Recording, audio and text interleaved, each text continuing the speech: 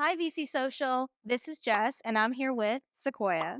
at Two Trees Escape. And today we're going to be asking Sequoia some questions about Two Trees and about her position here. So, first of all, what is Two Trees Escape? So it's an escape room. So we are a live, interactive adventure game where basically groups of people come and solve a series of puzzles, riddles, clues in order to solve an objective in a immersive environment. So, it seems to me that that escape rooms have kind of been have been growing in popularity. What makes Two Trees special in the escape room game? Um, Probably just that we're like a small company, we're very adaptable. We listen to a lot of feedback from customers. If a puzzle, even if it's my favorite puzzle, is not being received well, if nobody's winning and no one's liking it, we just cut it from the game. So we're really good at kind of like trying new things, adding new different types of games. We're starting to do outdoor adventure games like with an iPad and a pack of goodies, and you go out to a park and play a game, and we kind of just like try new things. Yeah, that's interesting. I like that what you said that you can shake it up and that if there's something that just isn't being received well, it can be removed or altered and it's like can be tailored to your customers. How long has Two Trees been around here in Ventura? We first opened in December of 2018 with our first game, and we've just kind of been growing ever since. That's great. So now how many games do you have since starting it 5 years ago?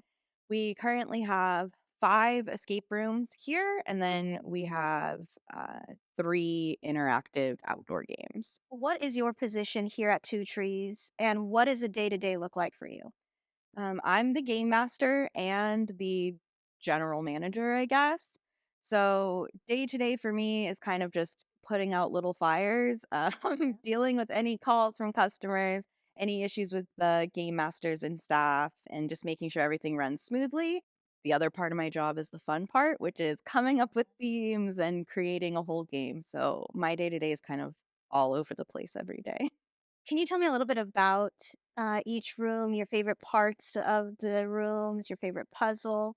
Yeah, so we have 5 games currently open again. So we have Vault 805, which is the owner's favorite room. It's like a vault futuristic apocalyptic game kind of based on video games. That's our hardest one. Runic Ritual, which is our most popular game and my favorite. It's like a spooky magic room, but it's not too scary, but it's just like spooky enough. Then we have Grimm's Enchanted Forest, which is the most magical room. It's very fairy tale. There's really fun, cute puzzles. Curse of the Kraken, which is our underwater game. And that one's really great. We have right now we have the Haunting Before Christmas. That one closes in May, but afterwards we're going to be opening a new room inside of that room, or a new game inside of that room. That'll be like a secret society clue mystery kind of fun game. It'll be entirely new, same room, but new furniture, new paint. Everything will be completely fresh, all new puzzles. And then the big game that everybody's waiting for is Dinosaur Island. And that one we're hoping to open sometime this summer. It's just a very large game. It's going to have 5 different chambers, maybe 6 that you're moving through, different elements and everything. And that one we're very excited for. It should be the best game we have when it does open. I really am looking forward to the Dinosaur Island. I love that kind of stuff, and the Secret Society room Yeah. sounds interesting. So that'll be really exciting. Yeah. So, as a game designer, what goes into making an escape room or an interactive game? How does that process start to finish? First, we kind of decide on what theme will be received well by the customers that we have, what will go well with what we already have. So that way we don't have any games that are too similar to each other.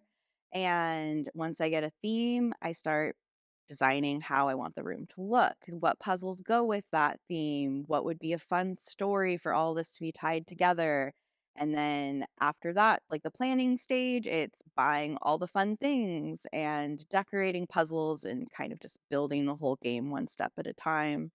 And I think the most fun part is probably once you start, like, painting, decorating, and then adding the puzzles in. Yeah. I love that you guys do that yourselves. I love that it, seems to be a team effort, a bonding thing, and it's nice that you can work with the people here locally and just kinda come up with something new. That's what I love about this place is that the games are created by you guys and the Yeah. Vault 805, that's, specifically for here, and so I really love that part of it.